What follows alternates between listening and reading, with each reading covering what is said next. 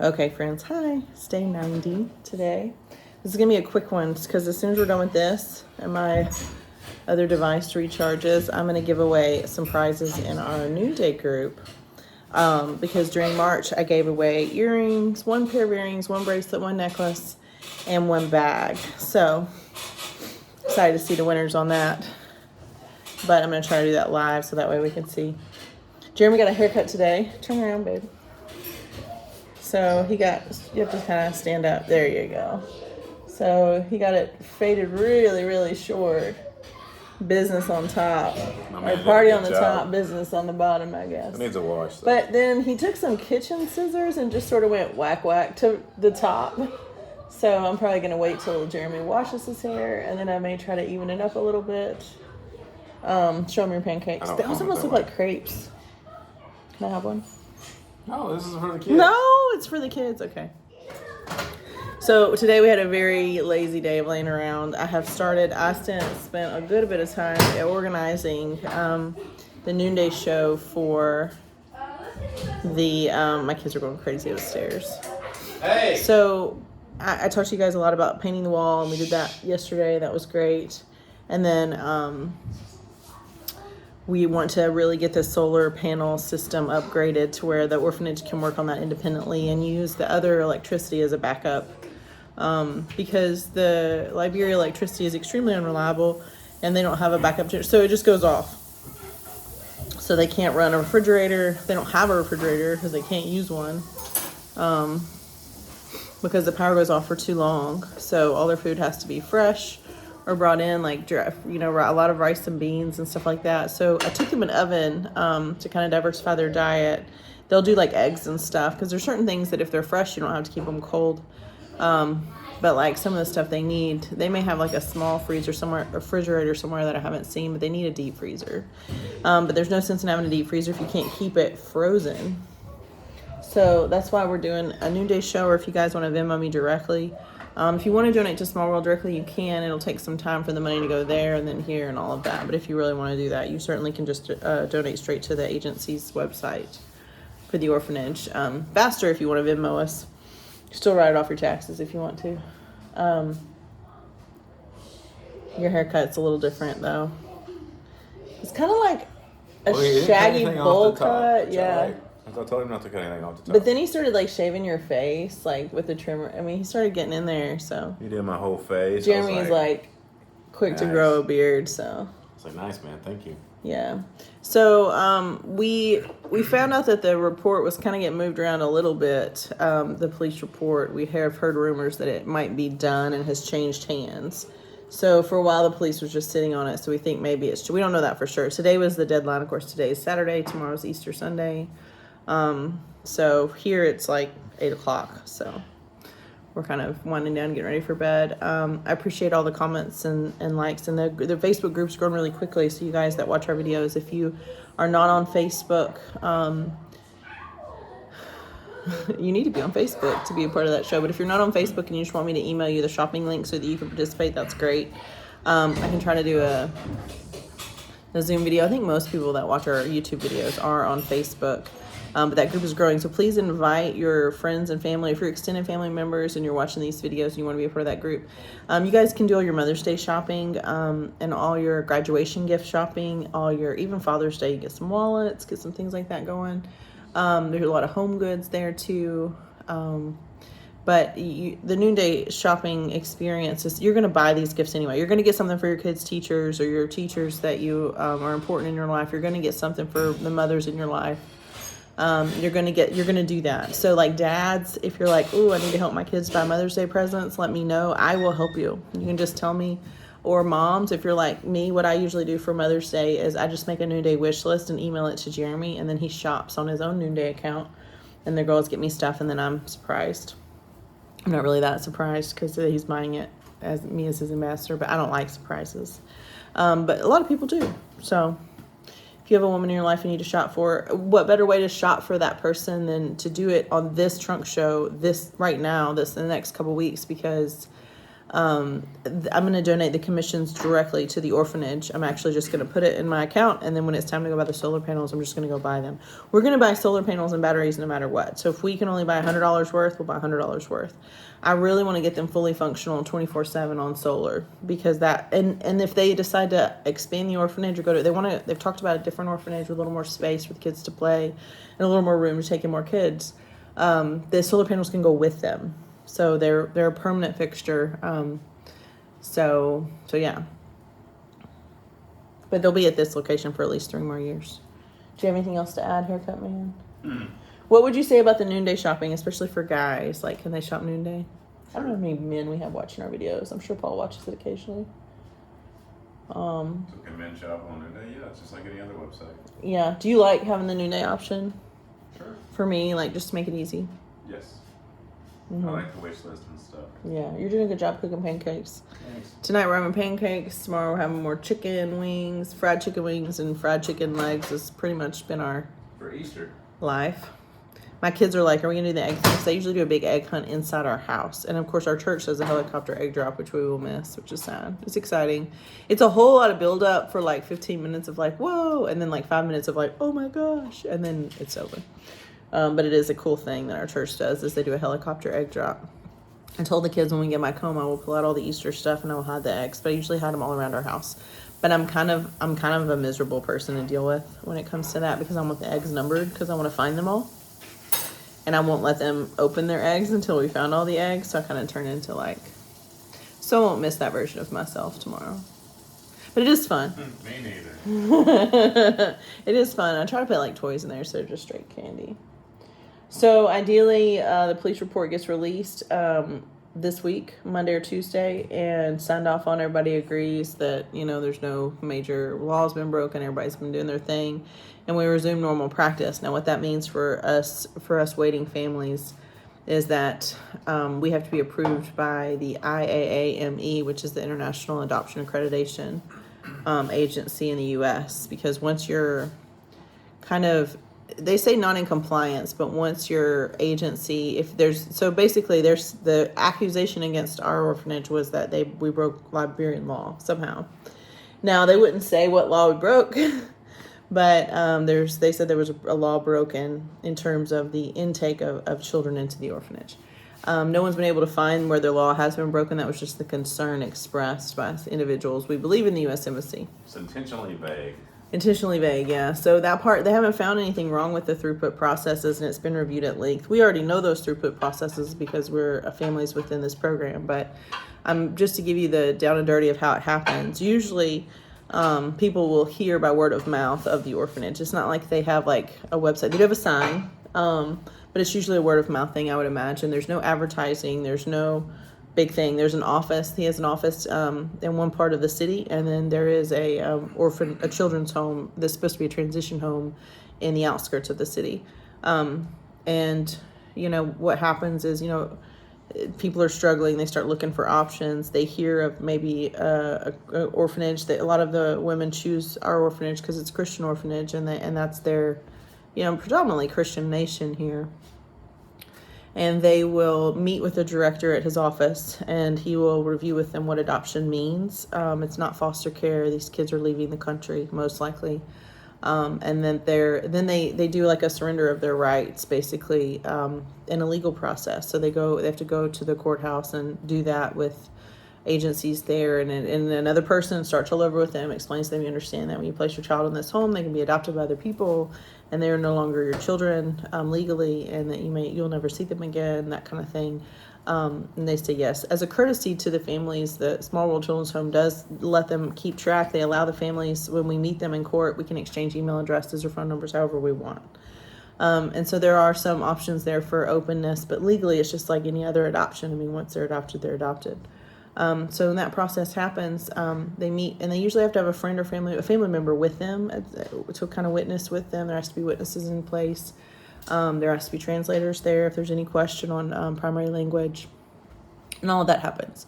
And then maybe the next day the child is taken. So this can be about a week process. They have to get documentations of the birth certificate, all the legal documents, all their vaccine records, anything legally pertinent to the child. And if there's another parent involved, that parent has to be involved. A lot of times, most of the time, there's not. Either the other parent has died, or they would not claim the child during the pregnancy. A lot of the fathers just say, I don't claim the child. It's not my child. And there's no legal repercussions for that. So if a mother says, I know for sure that this is the father, and the father says, I deny that, then that kind of ends there. So like, they can't, some mothers will fight it. They usually don't win, but they can't get child support or help at all. That's for you. Is that for me? Thank Yep. you. So that's how the process works. But sometimes there is a father that's present. Maybe something's happened to him, or maybe he's physically unable to care for the children. There are times where the mother has died and the father brings them. But the process is pretty stringent. There's a lot of steps. And then once the child is matched, there is a letter sent to the Ministry of Gender and Children, basically child welfare, sent to that department of the government. The parents pay $2,500 per child, letter of intent, to file that paperwork, a letter of our intent to adopt, so that the Ministry of Gender will do an independent investigation, and they go interview the birth mothers or birth fathers or birth family again. They go find out where the children are living. They talk to the director. They do all of this again, and they ask the families again. You understand that this is to investigate the case history of your child is being adopted, matched with a family in the U.S. Blah blah, all that. And so they have to do that again. And then when we arrive in country, usually families arrive in country after they already have appointments with the Liberian government and the U.S. Embassy for immigration. And then they start all over again with the parents, and they want to know their story, and they want to do translators, and they legally do it in court, and all these things happen again. And then before the family leaves, the U.S. Embassy gets to interview everyone again. Us, the children, if they want to. They ask the children questions, which I think is highly inappropriate, but they do. And they ask the birth mother questions as well. Now, again, like if the child's like a teenager and they want to ask them a couple of questions, I think that's fine. But a 6-year-old child that's been living in an orphanage for the last 3 or 4 years, I don't think should be interrogated by a U.S. ambassador without, because they can do that. And they can even take the child in a room by themselves and do that. So that to me is inappropriate. But that's what they do with the U.S. Embassy at times. They do whatever they want. And if they have problems then, after all this process, then they can raise the red flag and say, hey, we don't think that we don't recommend this adoption for immigration purposes, even though the adoption's done. We don't recommend this child immigrate because we don't think that the law was followed, or we think that this child is being trafficked or whatever. Even though there are multiple agencies involved. There's 6 different agencies involved, including the U.S. Embassy, before they ever get to that phase. So that's kind of one of those things. So what's happened in the investigation is that the embassy saw one case that they thought maybe was a little fishy on every party understanding what was happening. And instead of just investigating that one case, they shut down an entire agency over it. So now there's another agency that has been shut down, basically shut down is suspended, not shut down forever, but suspended our agency. There's another agency that's suspended for different allegations, and those allegations did warrant more of like an overhaul of the entire system, because it was I don't know all the details of it, but my understanding is that it was more of a safety issue for the kids, to make sure that the environment that they were waiting in their transition home was a safe environment. I don't think there's anything malicious or nefarious going on in these orphanages. There's only 3 that I know of that do adoptions to the U.S., because, international adoptions have decreased from 40,000 a year over the last 10 years to 1,500 last year. So there's very few of these agencies that are still in business because of these laws and extra fees and extra layers and question this and question that. But I agree with asking prudent questions when it is your job to do so. But if there's multiple agencies involved and you're just checking to make sure you're really just checking to make sure all the documents are there. That's it. You're not really supposed to take it any further than that, but people do what they want. So, and in the spirit of people doing what they want, I'm doing what I want too. So I wanted to come to Liberia to visit my children, so we did. We did ask permission and the blessing of our agency to do that. The other family that's here has sought legal counsel as well, and their lawyer has given them very good advice, which we've also followed, on which agencies we can approach, which government officials we can talk to. But in the spirit of doing what I want, I visited the kids. I visited my kids. If your kids are in that orphanage, I visited them. If you're an unmatched family, you've probably got a kid in that orphanage too. I visited them. I've done my best to get to know all the kids. I try to know their names, their ages, their favorite colors, who their siblings are, who their best friends are, and whether or not they've lost a tooth in the last couple weeks, because some of them lost teeth, and it's pretty cute. And I hate for them to not be like with their families to celebrate losing a tooth, because it's such a like interesting thing to go through as a kid, to lose a tooth. And everybody has their own traditions for that, but yeah, so we've done other things that we wanted to do, like we wanted to get the wall painted, we want to get the solar panels fixed. So I'm doing a noonday trunk show to help pay for that. So buy the stuff you would buy already for your friends and family, or the people in your life that you need to buy for the spring season. If you have a wedding coming up, bridesmaids gifts, or there's some really sentimental jewelry choices that would be great, or some matching, some bags or some different things for bridesmaids gifts. The shoes, especially the ribbon sandals, I think would be great for that. But all that being said, you're going to buy these things anyway. And if you could buy them for this cause, it really helps me do what I want to do in the face of other people doing what they want to do. But at least what I'm doing is something good, it's something permanent. And it's something that if we can get them on 100% solar power all the time before we leave here, that would be fantastic. It's like a $2,500 project, easily. I have the spreadsheet breakdown of each component if you want to buy one component. Like if you're like, okay, I just want to buy one battery, I have a cost for just one battery. Or if you're like, I want to buy one panel, you can buy one panel. They're $2,500. So if we can get a good noonday show going, we can get some money from that. I know there's some cash donations that will probably come in. But, these are things we would not have done. I'm going to get, I have the money to get the kids backpacks. I just need a car big enough to haul the backpacks in. A little bit of a car issue. The last time I went to the orphanage, it was super small, so I'd use our backup driver. But backpacks for the kids. We got school shoes for the kids taken care of. We're going to get some eye glasses taken care of for the kids. Some there's a local eye doctor it's just $10 a kid, and so they can kind of diagnose whether or not they need glasses. So we're going to pursue that for the unmatched school age kids for sure. But yeah, we've been able to help them with some things that we would not have done because we didn't know they needed it. So that's been a blessing for us to take part in.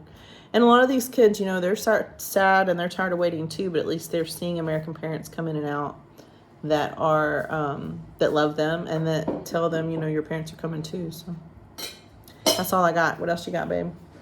Nothing for me. Everybody have a good Easter.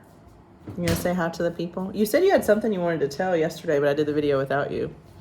Oh yeah, so I don't know if I told you this or not, but my oldest Liberian daughter, we kind of have this ritual every time we leave. Like it's the last thing I do. So I'm normally on the other side of the vehicle, and she's 7, way over there. And I'll stand up on the running boards, and I'll just stand up and I'll peek over the hood and I'll blow her a kiss. And I've done that every time since we've left. And sometimes I have to stand on the car if it's a car. Did she do it even the day she ignored you? No. Sometimes she's been mad. She won't blow me back. But sometimes I'll stand up, and as soon as my head pops up, she'll blow me a kiss. That's sweet. I'll blow it back. It's kind of like our ritual of saying goodbye. It's kind of sweet. Kind of our little... It's like Jeremy getting one last look at them, too. One last thing. Yeah. I like saying goodbye. That is sweet. It's super sweet. Very sweet. And I got to give some piggyback rides yesterday to some kids, which was fun. Shoulder rides, you mean? Shoulder rides, yeah. Yeah. They always want to sit on Jeremy's shoulders. And their face, when they get up there, they're like... And some painting helping, which was fun. Yeah. So that was cool. And I was wrong about the youngest kid there. So I thought the youngest kid there wasn't quite 1. I'm wrong about that. He's 1 year and 7 months. He does not look 1. He looks younger than 1. He hasn't been there long. He's only been there for a few months. But he was not walking when we first got here. And now he's walking. And he's starting to talk a little bit too. But he's almost the exact same age of another kid there that's meeting all their developmental milestones. So this kid is certainly behind. But he's catching up. And he's in a good environment. He's the kids just watch him super close. But he's doing good. He's certainly unmatched. He's not even eligible for adoption yet because his paperwork's still out there pending. But I'm sure that he probably came in fairly malnourished because he's still, he's getting there, but he's not. I would have guessed him at 8 months old, 8 or 9 months, wouldn't you?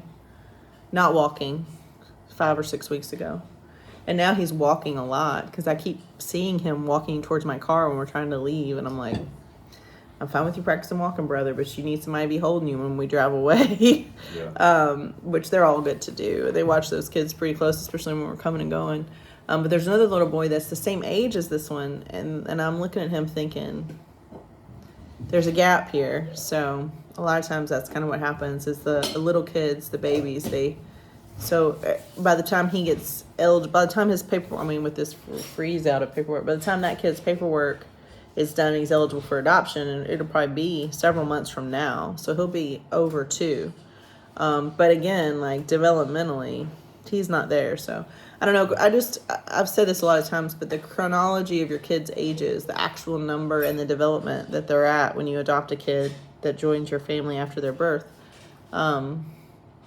is a moving target. So don't get too fixated on the number, as you do the child itself. There's age ranges, and most of it's like toddlers to preschoolers or school age. Like people are either like preschool and under or older. So just be open to that. But even like the older kids, they're good. So, all right, that's all I got. I don't have any splice ins. We had a pretty boring day. I'm wearing my Noonday blue glass necklace, the opaque bracelet, the glass rings. And my YouTube people, some of you guys watch every single day, and I love it. And I appreciate it, But I'm gonna put the link here. I usually put just a shopping link that'll take you to my Noonday site, but today I'm definitely gonna put the one for the orphanage, to help with those solar panels in the description. So please click on that and get you some purchases going. They should get to your house in 3 or 4 days, pretty quick. Noonday's pretty quick on the shipping. If you have any problems at all, you just let me know and reach out to us directly for that, and I can help you with that.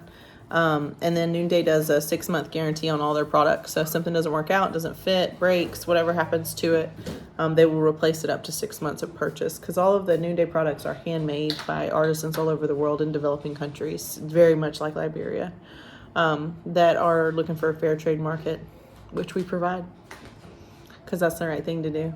It's fun too. Are you making yourself a syrup? Look at this. This is just gross. It's delicious. Jeremy has made himself some pancakes and put peanut butter and syrup all over them. So good. Little protein. Peanut butter and syrup. That's just gross. All right. Good. Day 90. That's all I got. Good me. I'm sure we'll be sad tomorrow because we're happy today. Happy Easter, you guys. Bye.